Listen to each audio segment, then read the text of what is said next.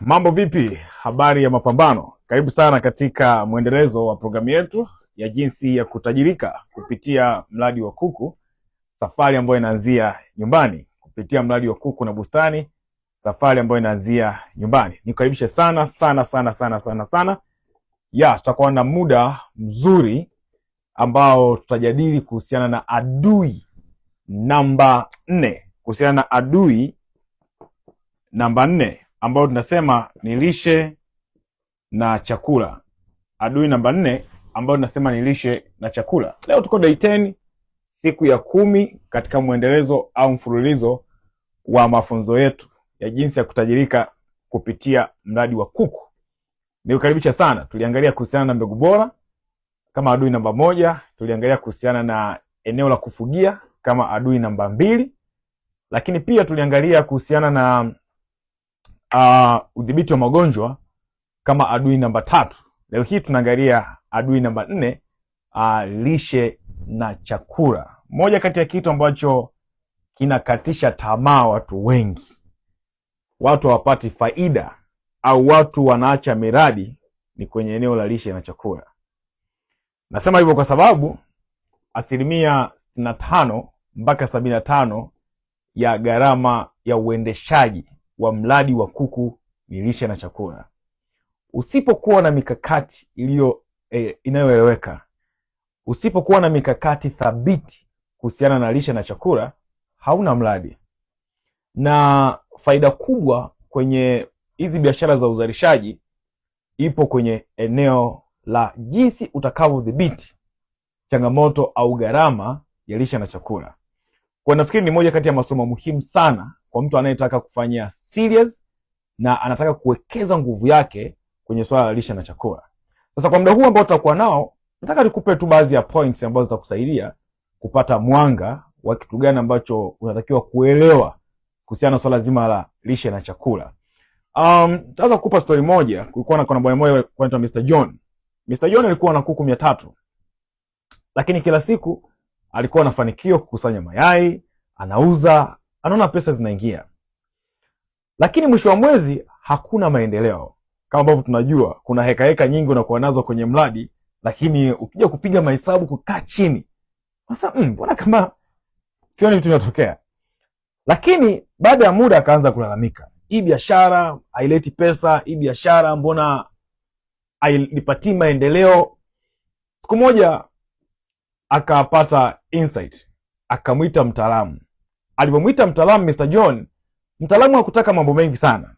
Mtaalamu alipofika akaenda moja kwa moja kwenye kutaka kujua utaratibu uliopo kwenye lishe na chakula. Alichokifanya baada ya kupitia katika eneo la lishe na chakula na kuchunguza mikakati kwenye eneo la lishe na chakula, akagundua mambo yafuatayo. Jambo la kwanza, akagundua chakula kingi kinamwagika chini kuliko kile chakula ambacho kinaliwa. Lakini jambo la pili, akagundua kwamba hakuna kipimo cha kuwapimia kuku chakula. Maanake kuku walikuwa wanakadiriwa. Lakini jambo la tatu ambalo ni muhimu zaidi, akagundua kwamba wanatumia chakula cha kununua 100%. Jambo lingine, akagundua Mr. John amekuwa akichanganya pumba ili kupunguza gharama. Matokeo yake kuku wake kwa anachelewa kutaga. Walipokuja kupiga mahesabu, baada ya kukokotoa, ikaonekana Mr. John kwa siku anatumia chakula sio chini ya shilingi 50,000. Lakini mapato ya mayai anapata shilingi 48,000. Ukipiga mahesabu hapo, faida ni karibia na sifuri. Nini kilitokea? Kilichokuja kutokea, mtaalamu akamwambia kitu kimoja kilichomuumiza lakini kilimkomboa. Wewe sio mfugaji wa kuku. Wewe ni mnunuzi wa chakula anayelisha kuku. Umesikia hiyo statement? Wewe sio mfugaji wa kuku. Wewe ni mfugaji, ni mnunuzi wa chakula unayelisha kuku. Wengi wetu leo ni wanunuzi wa chakula wanaolisha kuku. Ndipo maisha ya Mr. John yalipobadilika. Kitu gani nataka nizungumzie na wewe, au na kitu gani nataka jaribu kukuelezea kwenye hii story ya Mr. John, ni kwamba kuna ukweli mchungu ambao watu wengi hawatamani kuusikia. Kwanza kabisa, watu wengi wanashindwa kujua maana ya lishe. Kujua maana ya lishe sio kama nakulisha shule, lakini nataka nikuonyeshe kitu kimoja ambacho utafanya unachotaka kama hujui maana ya lishe. Leo tunaangalia somo ambalo linasema lishe na chakula ikiwa sehemu ya adui, ikiwa sehemu ya what? I don't know. Sasa tunajifunza kuhusu lishe na chakula kama adui mojawapo tunayepaswa kumkabili. Kwanza kabisa, kabla hatujajua ni nani, wacha tuone baadhi ya mambo yanaweza kutuathiri kwa kiasi gani. Kama nilivyosema, mahesabu ya ulishaji, uhudumiaji wa mradi wa kuku, 65% mpaka 75% ya gharama za uendeshaji ni lishe na chakula. Ina maana, kwa mfano, kama mpige hesabu mradi wako unagharimu milioni 1, kuwa na uhakika 750,000 hii yote itaishia kwenye lishe na chakula. Sasa tuliona kuhusu magonjwa na tukaona jinsi gani magonjwa yanaweza kuzuia mradi kukua, lakini kuku hawezi kuugua kila siku, ila kuku atakula kila siku. Ikiwa kuku atakula kila siku, manake ni kwamba kama tusipokuwa na mahesabu ya jinsi ya kudhibiti lishe na chakula, manake uwezekano wa kupata hasara ni mkubwa zaidi kuliko uwezekano wa kupata faida. Sasa kitu kingine ambacho ni cha muhimu, hebu tutofautisha kwanza lishe na chakula. Tunapozungumzia chakula manake nini? Chakula manake nini? Chakula ni chochote. Chakula ni chochote anachoweza kula ndege ambaye ndio kuku tunazungumzia, na akapata afya, akakua na akaishi. Lakini tunapozungumzia lishe, lishe ni chakula maalum anachopewa ndege maalum au kuku maalum ili aweze kuzalisha. Lishe ni chakula maalum anachopewa kuku ili azalishe. Tofauti kati ya lishe na chakula ni neno maalum. Hapa ni neno maalum, hapa ni chochote, ni chakula chochote. Yes, neno chochote. Hizi ndio tofauti zao, na ndio maana leo ni rahisi mtu kuweza kuchakachua chakula. Sasa swala kujiuliza, nini matokeo unayotaka kuyapata? Kwa sababu hatufugi kuku ili tuonekane tunafuga, tunafuga ili wabadilishe maisha yetu. Sasa ili wabadilishe maisha yetu, lazima tuwe tuna mahesabu katika kila kitu ambacho tunafanya. Okay, leo nimechukua mfuko wa special nikachanganya na debe 2 ya pumba. Lengo langu ni nini hasa? Sasa tofauti kati ya chakula maalum na chochote, tofauti kati ya lishe na chakula, manake ni neno chochote na maalum. Hapo tu, wala tofauti nyingine. Sasa manake nini?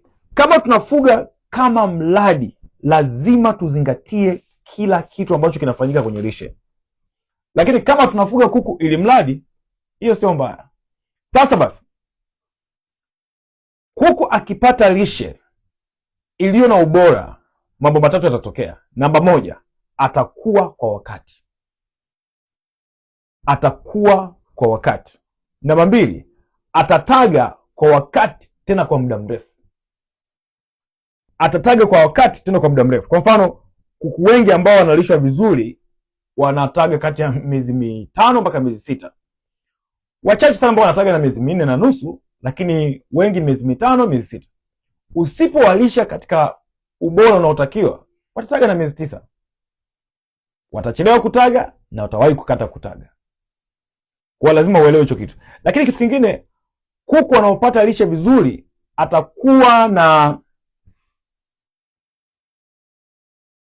watakuwa na afya. Maanake ni kwamba sio rahisi kukabiliwa na magonjwa.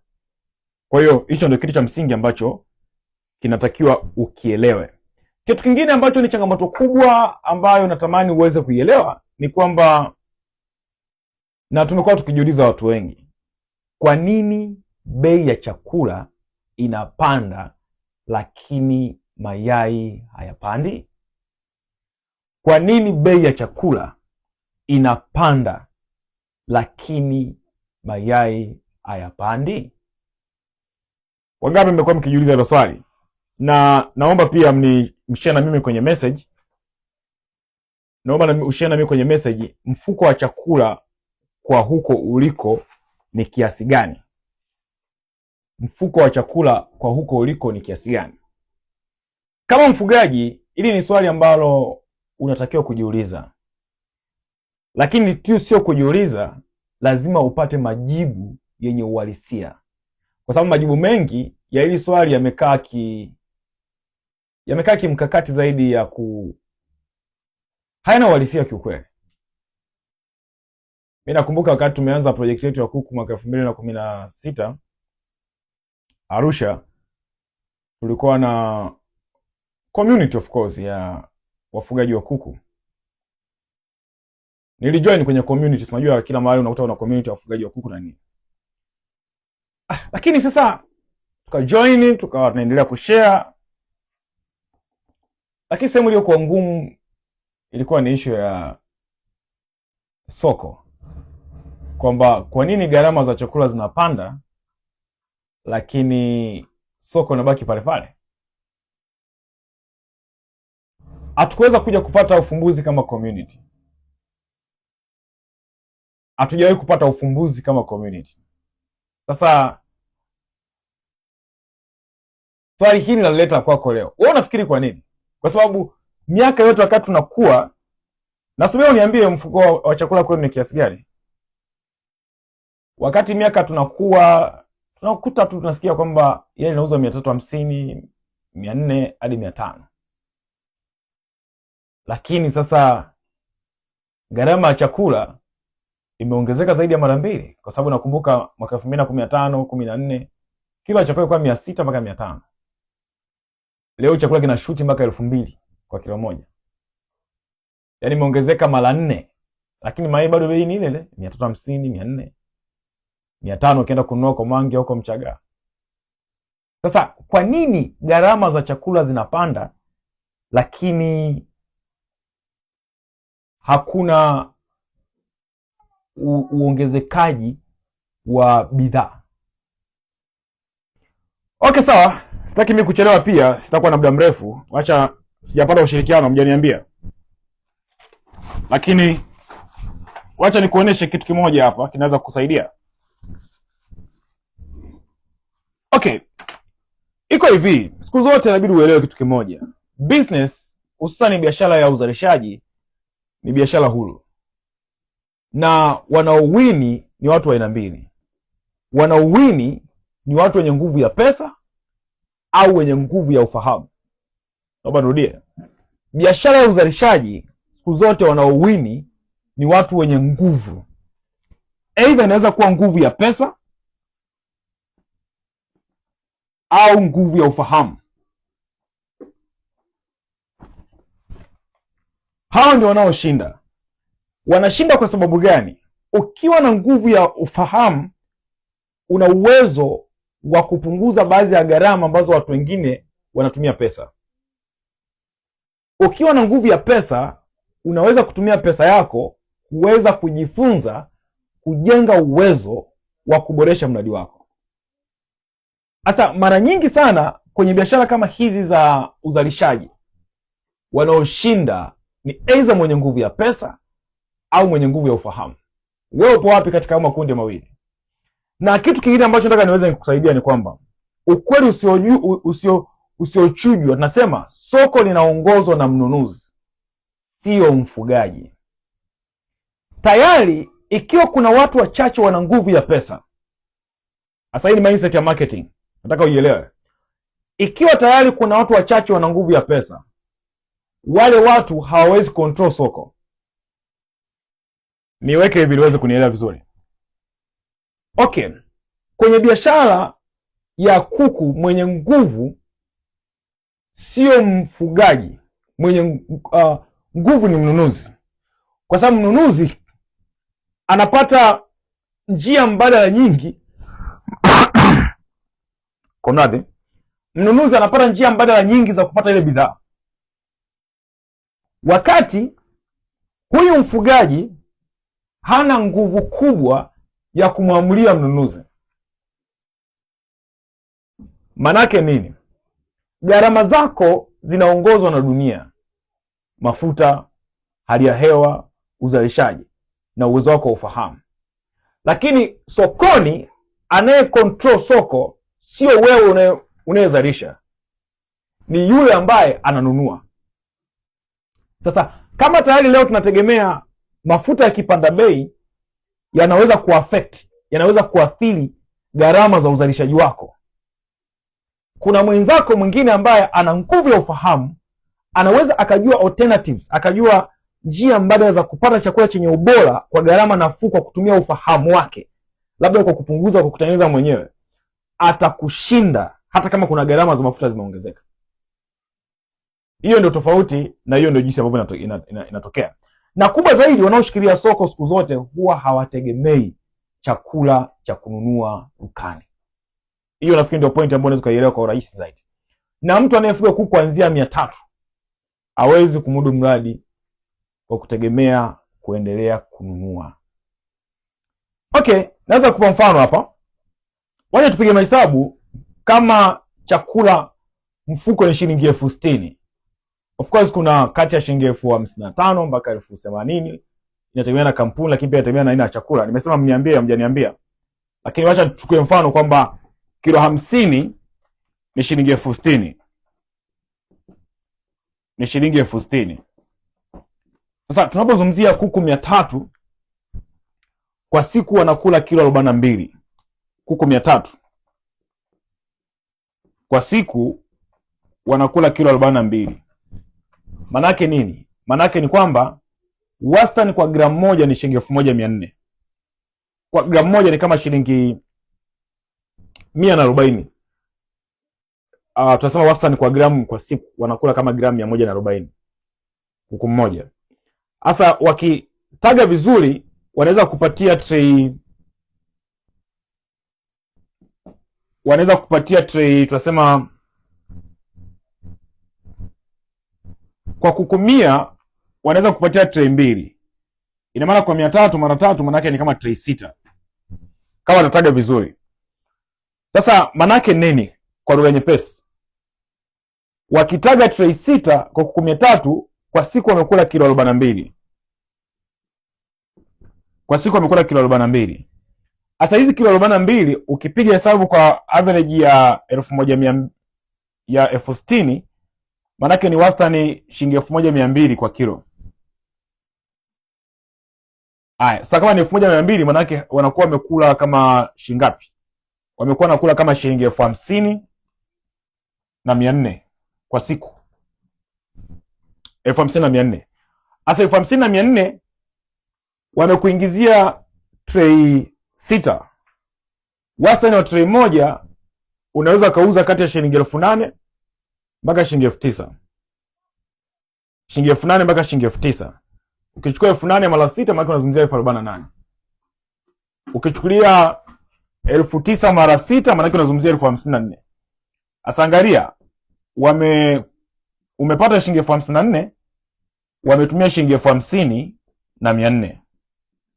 00 hapo ni 6, hapo ni 3. Faida 3,600 kwa kuku 300. Hapo tunazungumzia chanjo, hatujazungumzia madawa, hatujazungumzia gharama zingine za uendeshaji.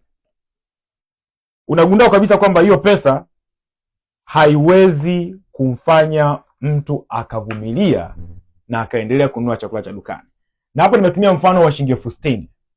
Nafikiri kwenye kipindi kilichopita tuliuliza ile swali, kuna mtu aliniambia sijui nitabora kitu kama hicho, mfuko wa chakula ni shilingi 75,000. Na ukipiga 75 utakuja kugundua ni hasara kubwa sana. Sasa nini jambo la msingi ambalo nataka tuweze kuling'amua hapa?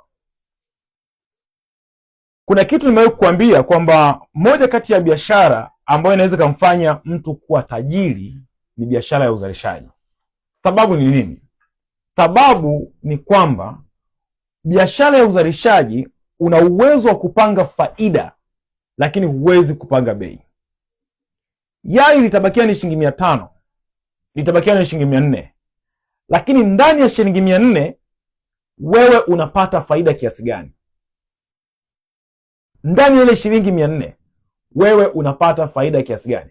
Sasa kwenye hii shilingi 400 kuna mtu ambaye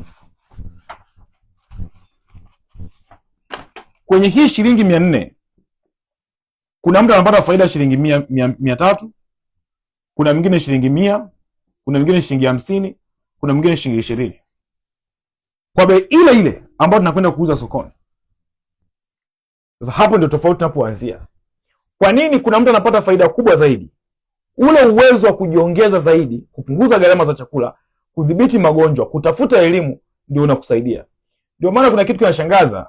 Mtu yuko tayari kutafuta pesa akajenge banda. Hayuko tayari kutafuta pesa atafute program ya kusimamia mradi wake. Atafute program au mafunzo ya kumsaidia aweze kusimamia mradi wake kiufasaha. Ndio nasema akili ya kimaskini anajali kuwa busy bila kujua ubize wake unazalisha nini. Hiyo ndio tatizo. Lazima ujali uwezo wa kuzalisha. Na ndio hapa tunapoanza kutofautiana kati ya akili ya kimaskini na akili ya watu wenye mafanikio. Sasa wewe usikae tena kwa watu wajinga ambao kila siku wanafikiri pesa ndio kila kitu ya kufanya mradi. Usifanye hivyo. Manake ni kwamba watu ambao leo wanafanya vizuri kwenye mradi wa kuku hawafahamu bei ya chakula cha dukani. Ndio nimekupa mahesabu. Ukienda kufuga kuku kuanzia 300, ukategemea utakuwa unanunua sokoni kila siku, utafunga mradi. Utapambana siku za mwanzo, lakini baada ya muda utaacha hiyo biashara. Utaona kabisa ni biashara kichaa ambayo haiwezi kukufikisha wewe pale unapotaka. Kwa ufupi ni hivi, hii ndio siri matajiri kwenye kuku wanafanya. Wafugaji walio serious, namba 1, wanapanga faida sio bei. Wanapanga faida sio bei. Namba 2, wanazalisha sehemu ya chakula chao. Wao ndio wazalishaji wa chakula. Namba 3, wanadhibiti ubora wa chakula. Hasa ndio maana wanaendelea kushinda hata gharama zikiongezeka. Siku zote gharama zinapoongezeka za uzalishaji, za uendeshaji, anayeshinda ni yule mwenye nguvu ya pesa na nguvu ya ufahamu. Wanaolalamikaga ni watu ambao sauti zao huwa hazisikiki. Na ndio maana unakuta unaendelea kuumia lakini maisha yanaendelea. Yaani wewe unalalamika lakini watu wanaendelea na maisha yao. Uchumi ni mgumu sijui nini. Watu wanaendelea na maisha yao. Kwa nini wanaendelea na maisha yao? Kila mmoja ana siri katika maisha alionayo. Sasa siri ya mafanikio imefichwa kwenye ufahamu. Na kumbuka siku zote, ufahamu kisha kuwa nao, ndio maisha hivyo maisha. Yaani guarantee ya wewe kufanikiwa ni ufahamu. Pesa ni matokeo ya wewe umesababisha nini katika soko. Mazingira yako yale yale ambayo ulionayo. Watakudharau, watakuona umepotea au umechoka. Ulikuwa unafanya sio biashara, umefilisika. Umeajiliwa. Biashara imeingia kazi imeingia kitumbua kimeingia mchanga. Umepunguzwa. Umestaafu, huna future. Gharama ziko hivi. Kama utaamua kupay attention kwenye ufahamu, ukawa tayari kuchukua hatua na ukamwamini Mungu, ukawa mwaminifu, ukaanza kuchukua hatua, mwaka mmoja unabadilisha maisha yako. Tatizo ni kwamba mafanikio ambayo tunatakiwa tuyapate kwa mwaka mmoja tunatumia miaka 10. Kwa nini tunatumia miaka 10? Unatumia nguvu kubwa, akili ndogo. Hiyo ndio tatizo. Hapo nyumbani ulipo unaweza ukaseti banda la kuchukua kuku 300, kuku 400, kuku 500. Hapo nyumbani ulipo unaweza ukaseti bustani ambayo inaweza kuchukulia miche 500 na kuendelea. Jana nimewapigia mahesabu mpaka nikashangaa. Nilikuwa nafikiria kwa haraka kuna kitu hapo naomba niwakumbushe nilichowafundisha jana. Sijui kama hata mlielewa nimewafundisha kitu kikubwa kiasi hicho. Naamini Mungu amewasaidia mlielewa. nikawa napiga mahesabu kwamba eneo ambalo tumelinunua muda sio mrefu, tukawa napiga hesabu kwamba ili eneo linawezaje kuturudishia pesa yetu kwa haraka. Tunafahamu ardhi inapanda na ardhi ni kitu cha thamani sana, lakini sisi tuna mindset ya kwamba ili eneo linaweza kuturudishia pesa yetu kwa haraka kiasi gani. Haya ndio mahesabu ambayo tumeyapiga na tunaenda kuyafanyia kazi. Eneo linaweza likaingia plot 35 ambazo zitazalisha mashina 4200. Mashina matano yanaweza kutuzalisha 1000 kwa wiki. Mashina matano yanaweza kutuzalisha shilingi 1000 kwa wiki. Ngoja nisikuchanganye. Mashina matano yanaweza kutuzalishia 1000 kwa wiki. Naomba hiyo hesabu nilifafanua sana jana. Leo namba 2 ielewe hivyo hivyo. Kama utapitia kipindi cha jana utaelewa nilifafanua kwa kina sana. Nikizungumzia mashina matano yanazalisha shilingi 1000, maana yake kila shina moja la spinach, chainizi au figii linaweza kutuzalishia majani mawili mpaka matatu kwa wiki. Kwa mchumo mmoja. Kwa maana nazungumzia majani 16, majani 10 mpaka 15. Hasa kwa mazingira tofauti tofauti hii fungu ni shilingi 1000. Kama itakuwa chini shilingi 500 si okay, lakini kwa mazingira mengi ni shilingi 1000. Sasa angalia, ikiwa mashina matano kwa wiki yanaweza kunizalishia shilingi 1000. Sasa nataka nijue kuna 1000 ngapi kwenye mashina 4200. Hapa kuna 1000, hapa inaingia mara 8 ni 40, 20 inaingia mara 4 840. Kuna shilingi 500, kuna 1000 zangu ziko 840. Zidisha mara 1000.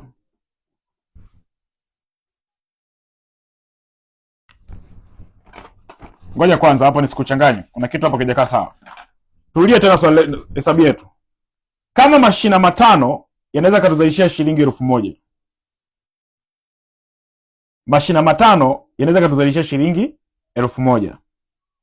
Sasa kwenye 4200, haya ni mashina 4200.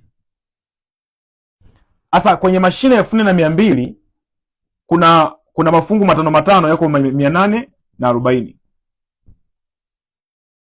840. Sasa 840 zidisha mara 1000. Unapata pesa ngapi hapo? Manake ni kwamba una uwezo wa kurudisha pesa yako kwa kutumia tu bustani. Sasa tofauti ni nini? Ni kwamba unafanya kwa mahesabu, unafanya kwa mkakati. Kama unafanya kwa mahesabu, unafanya kwa mkakati, manake una uwezo wa kufanya vizuri. Sasa tuachana hiyo hesabu. Pale nyumbani kwako una nafasi ya kuanzisha bustani, una nafasi ya kuanzisha mradi wa kuku. Swali linakuja, unafikiri kimkakati? Ukitoa muda wa mwaka mmoja ukasema nataka nianze kufanya vitu bila kubahatisha, nitatafuta mafunzo, nitatuvumilia, nitachukua hatua, nitafanya kwa muendelezo, una nafasi kubwa sana ya kubadilisha maisha yako. Umefilisika, ulikuwa na biashara kubwa, mamilioni imepotea. Umeachiwa akili na una kaeneo pale kwa kuanzia. Akili hiyo ukiamua kuitumia vizuri. Ulikuwa unafanya biashara imeingia mchanga. Sasa hivi tunafahamu dunia inabadilika kabisa. Na nimeshasikia spishi kadhaa hapo kuhusiana na kupanda kwa mafuta na nini, wanasema kwamba gharama zazidi kuendelea kuwa kubwa zaidi. Na kuna ushauri umetolewa kwamba watu waanze kufikiri kufanyia kazi nyumbani. Sasa kufikiri kufanyia kazi nyumbani, unaweza kuteka advantage ya eneo ulilonalo nyumbani. Sasa hivi dunia inawaza namna gani ya kupunguza complications za kusafiri huku na huku. Wewe unawaza nini? Okay, mimi nimesema nikusalimie na naamini kabisa sio sawa na kukabure.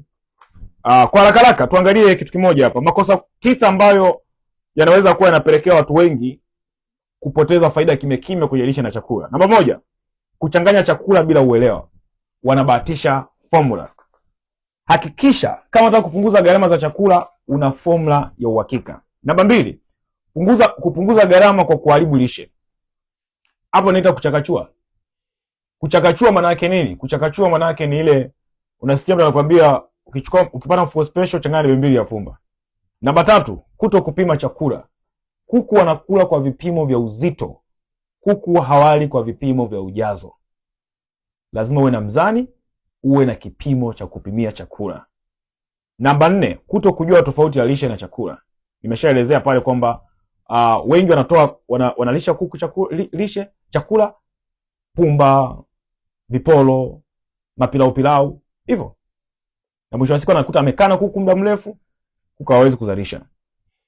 Sababu nyingine, namba 5, kuto kuzingatia hatua za ukuaji. Kuku wanakula kulingana na umri wao, ndio maana kuna starter, kuna growers, kuna layers. Kwa hiyo lazima uweze kuzingatia ili uweze kupata matokeo. Namba 6, kuto kuwapa kuku maji ya kutosha na safi. Kuto kuwapa kuku maji ya kutosha na safi. Kuku wanatakiwa kunywa maji muda wote. Hili linaonekana dogo, lakini ni kubwa. Hili ni jambo ni kubwa. Kuku wanaweza kukaa bila chakula kwa muda mrefu, lakini wakikaa bila maji uzalishaji unashuka. Namba 7, upotevu wa chakula.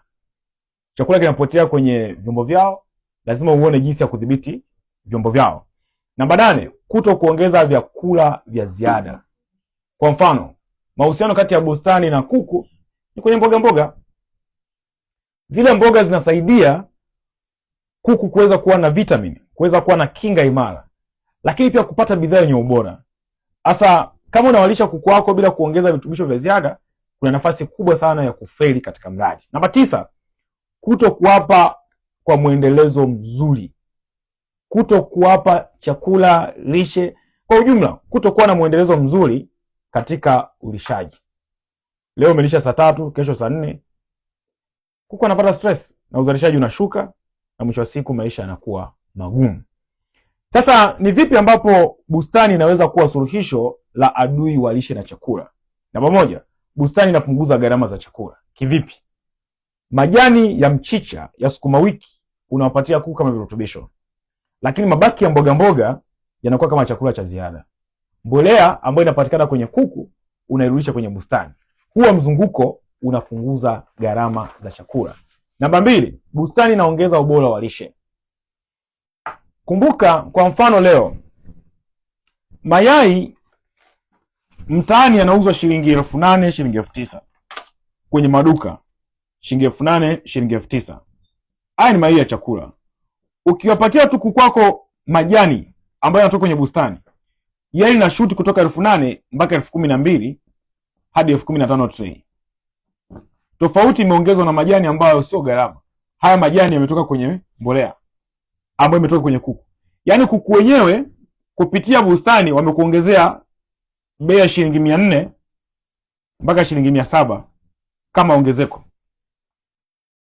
Hapo sasa unaanza kuona kwamba kwa nini bustani na kuku zina mahusiano makubwa sana katika mradi wa kuku. Namba 3, bustani inasaidia chanzo cha protini. Bustani inasaidia chanzo cha protini. Mabaki ya jikoni yanaweza kutengeneza funza wakawalisha kuku, samadi ya kuku kaita bustanini, lakini pia bustani ikawa chakula, chanzo cha chakula na protini. Namba 4, bustani inapunguza upotevu. Mimi nakumbuka kipindi cha nyuma wakati hatuna mradi wa kuku, ilikuwa unaonea huruma, unang'oa baadhi ya mboga zimeharibika, haziwezi kufaa kula, unazitupa. Sasa badala ya kutupa unawapatia kuku. Sasa kama hakuna huo muunganiko wa kuku na bustani, unajikuta kuna kitu ambacho kinapotea.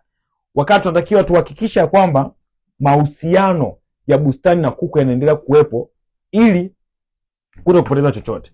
Na mwisho kabisa, namba 5, bustani inakupa uhuru wa biashara ya mradi. Hapo ndio unaweza kujitofautisha kati ya wewe na wafugaji wengine. Wakati wengine wanasubiri bei ya chakula ipungue, wewe unaboresha thamani ya bidhaa zako. Vile vile ambavyo watu wengine wanateseka kwamba sasa mbona mayai shilingi 8,000, 9,000 na hairipi na chakula kimepanda bei. Wewe kwa sababu una bustani, unaboresha, unaongeza thamani ya mayai. Hiyo ndio tofauti kati ya wewe na wafugaji wengine. Ninaamini umeenjoy kwa huu muda wa dakika kadhaa ambazo nimekuwa na wewe. Naomba nikupe swali moja hapo, niandikie kwenye WhatsApp. Niandikie kwenye WhatsApp swali zoezi hili hapa. Niandikie kwenye WhatsApp zoezi hili. Ni changamoto gani unakutana nayo kwenye lishe na chakula kwa kuku wako? Ni changamoto gani unakutana nayo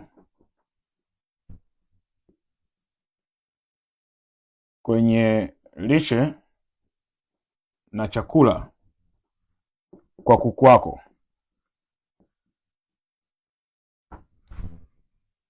Labda inawezekana ni ubora wa chakula. Ngoja nikupe majibu mbadala hapa ili usipate shida, kwa sababu ni changamoto tatu zipo: ubora, upotevu au gharama.